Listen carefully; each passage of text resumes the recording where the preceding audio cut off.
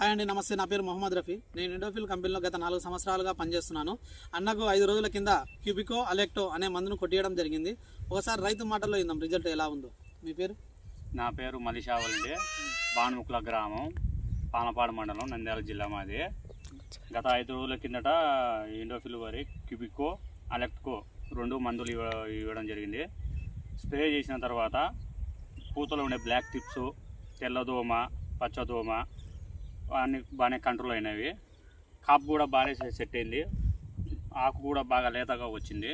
మిరపకాయలు కూడా రాలడం కూడా బాగానే సెట్ అయింది. కాపు కూడా బాగానే సెట్ అయింది. మిరపకాయలు కూడా రాలడం తగ్గిపోయింది. పురుగు ఏడన్నా ఉన్నా కానీ పోయింది. పురుగు ఏడన్నా ఉన్నా కూడా తగ్గిపోయింది.